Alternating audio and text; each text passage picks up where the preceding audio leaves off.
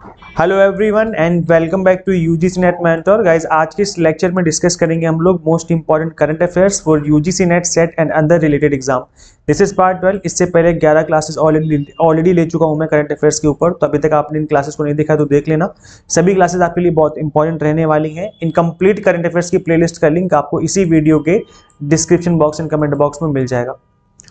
So guys, इससे पहले हम आगे बढ़े, मैं आपको एक बार याद दिला दूं कि important MCQs plus previous year question series मैंने आपको ऑलरेडी करवा दी है। यूजीसी नेट पेपर 1 की यूनिट 1, 2, 3, 4 इस तरीके से आपको मैंने ऑल 10 यूनिट्स के important MCQs plus previous year question करवा दिए हैं।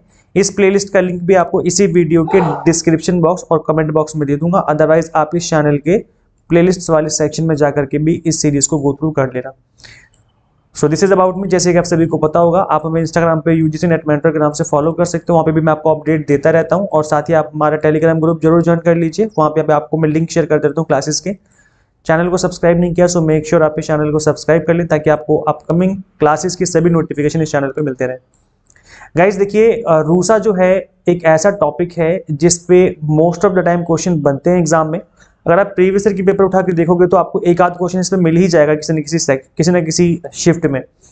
तो इसलिए मुझे लगा कि इस टॉपिक को करा देना चाहिए, आपको अलग से डेडिकेटेड क्लास दे देनी चाहिए कि अगर क्वेश्चन बना तो डेफिनेटली आप उसका आंसर कर पाओगे। सो विदाउट स्किप किए हुए क्लास, पूरी क्लास देखो। अच्छे से हमने इस चीज़ को यहाँ पर एक्सप्लेन किया हुआ है रूसा को लेकर के पूरी क्लास में। सो मेक श्योर कि आप आराम से पूरी क्लास देखें। सो गाइज, इसकी पहले तो फुल फॉर्म, कई बार तो फुल फॉर्म पूछ ली गई है, तो उसकी फुल फॉर्म क्या होगी? राष्ट्रीय उच्चतर शिक्षा अभियान। The government has approved the scheme of राष्ट्रीय उच्चतर शिक्षा अभियान रूसा टू कंटिन्यू टिल 31 मार्च 2026। 31 मार्च 2026 तक इसको चलाने का गवर्नमेंट ने इनिशिएटिव लिया था। और यहाँ पे लिखा हुआ है till the next review which ever is earlier. तो या तो 2026 का टाइम आ जाए तो उसके बाद फिर इस स्कीम को बंद कर दिया जाएगा, फिर गवर्नमेंट कोई दूसरी स्कीम चलाएगी, या फिर गवर्नमेंट इसको रिव्यू करे हायर एजुकेशन वाले सिस्टम को, और रिव्यू करने के बाद इस जो इनिशिएटिव को लिया गया था, इस स्कीम को जो स्टार्ट किया गया था, इसको बंद करके वो नई स्कीम चला दे। तो जो पहले हो जाए उसके अकॉर्डिंग फिर गवर्नमेंट यहाँ पर डिसाइड करेगी। तो अभी फिलहाल के लिए जो डेट है वो 31 मार्च 2026 है कि इस डेट तक रूसा को चलाए जाने का यहाँ पर प्लान किया गया है। तो आपको ये डेट याद रखनी है। इसके अलावा कितना फंड यहाँ पर इसको एलोकेट किया गया है? The proposal involves an outlay of about ₹12,929.16 crore rupees which the central share will be, मतलब सेंट्रल गवर्नमेंट जो है वो कंट्रीब्यूट करेगी इस अमाउंट में 8,120.97 crore rupees, and the state share will be 4,808.19 crore rupees. Around 1,600 project are envisaged to be supported under the new phase of the scheme. तो यहाँ पर इस स्कीम के अंदर न्यू फेज के अंदर इतना फंड जो है इसके अंदर मंजूरी दी गई है इस फंड की। अब यहाँ पर ये जो स्कीम है वो कब स्टार्ट करी गई थी? So it is a centrally sponsored scheme launch in October 2013 में इसको स्टार्ट किया गया with the objective of the providing strategic funding to higher education institution across the India. Strategic funding करनी है, कंप्लीट फंडिंग नहीं करनी। कंप्लीट फंडिंग में क्या होता है कि आपको आपके प्रोफेसर लोगों की सैलरी वगैरह भी इसी से दी जाती है, तो वो अलग हो जाएगा। ये स्ट्रेटेजिक फंडिंग है, मतलब कुछ अलग से आपको प्रेमाइजेस बनानी है, ऑडिटोरियम बनाना है, या कोई अलग से आपको कुछ इंफ्रास्ट्रक्चर डेवलप करना है छोटा मोटा जो कि जरूरी है, उन सब चीज़ों के लिए जरूरी है ये। इसके अलावा central funding in the central जो है वो कितना फंड करेगा? 60-40 का रेशियो होगा जनरल कैटेगरी स्टेट्स एंड 90-10 का स्पेशल कैटेगरी स्टेट का। मतलब 60% जो फंड लगेगा वो सेंट्रल गवर्नमेंट देगी, 40% जो फंड लगेगा वो देगी स्टेट देगी। अगर जनरल स्टेट की बात करें, जैसे हमारे जनरल स्टेट कौन से हैं? जैसे यूपी हो गया, एमपी हो गया, बिहार हो गया, ये सब स्टेट आपके जनरल कैटेगरी के हैं। स्पेशल कैटेगरी स्टेट कौन से हैं? जो हमारे नॉर्थ ईस्ट के स्टेट हैं, या कोई ऐसे स्टेट जो कि बहुत छोटा स्टेट है, अपना फंड खुद से फंड जुटा नहीं सकता, तो उस केस में 90% सेंट्रल गवर्नमेंट देगी और 10% उस स्टेट गवर्नमेंट को देना पड़ेगा। And 100% for union territories. तो यूनियन टेरिटरीज के केस में यहाँ पर 100% जो फंड है वो गवर्नमेंट ही देगी। जैसे चंडीगढ़ हो गया, है ना, और इसके अलावा लद्दाख हो गया, कुछ ऐसे टेरिटरीज हैं। इस criteria and outcome based. So funding under this program is channeled through the state government UTs to the State Council of Higher Education before reaching the specific institution।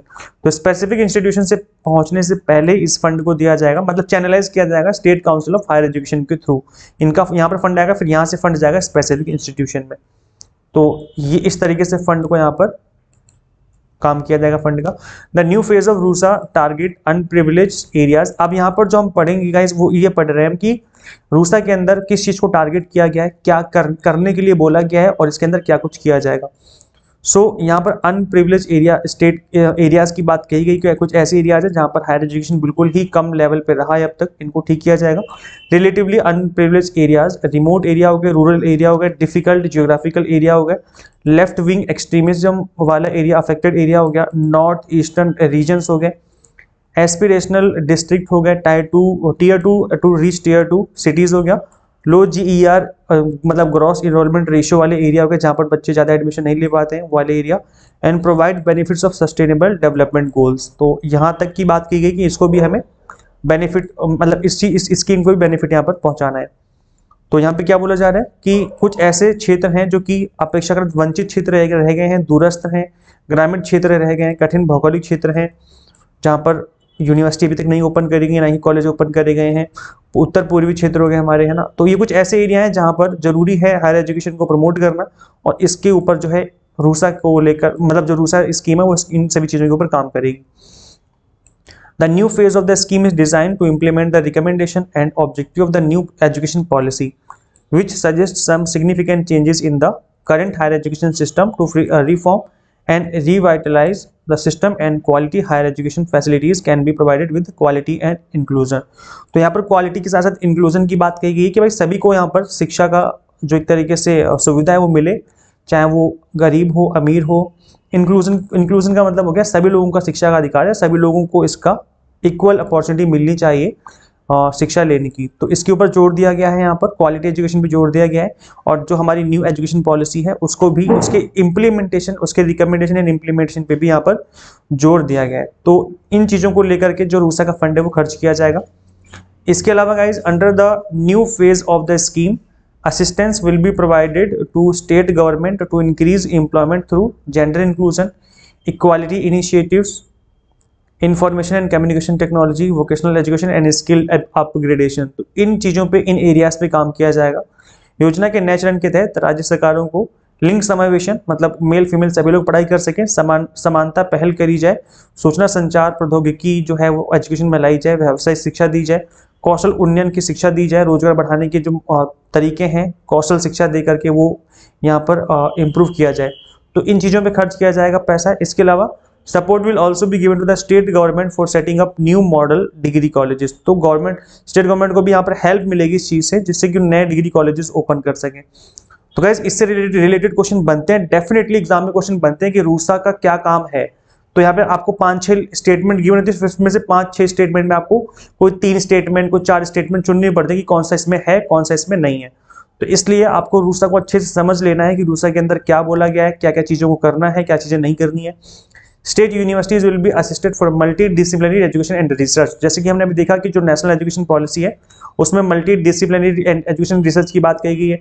तो इस चीज़ को इम्प्लीमेंट करने के लिए रूसा सभी स्टेट यूनिवर्सिटीज़ की help करने वाली है, असिस्ट करने वाली है इस चीज़ को लेकर के। Grants will be provided for all the purpose of strengthening recognised and unrecognised universities and colleges for various activities including teaching learning in the Indian languages. भारतीय भाषाओं में शिक्षण अधिगम सहित विभिन्न गतिविधियों के लिए मान्यता प्राप्त और गैर मान्यता प्राप्त विश्वविद्यालयों और कॉलेजों की सुदृढ़ करने के उद्देश्य से अनुदान प्रदान किया जाएगा। मतलब उनकी भी हेल्प करी जाएगी, जो कि प्राइवेट कॉलेजेस हैं या रिकॉग्नाइज्ड हैं अनरिकॉग्नाइज्ड हैं, उन कॉलेजेस की भी हेल्प करी जाएगी, ताकि वो ऐसे कॉलेजेस जो कि एजुकेशन की फील्ड में हैं तो उनको स्ट्रेंथ मिल सके। इसके अलावा जब हम बात करेंगे पर्पस की कि क्या उद्देश्य है रूसा को बनाने का, क्यों बनाया गया था, क्या कुछ इसके अंदर करने को बोला गया है, अब जो हम डिस्कस करने जा रहे हैं ये बहुत इंपॉर्टेंट है। आप चाहो तो इसका स्क्रीनशॉट ले लेना और इन सभी उद्देश्यों में सभी पर्पस को जरूर याद कर लेना, बिकॉज इससे रिलेटेड क्वेश्चन पहले भी बन चुके हैं और दोबारा से बन सकते हैं।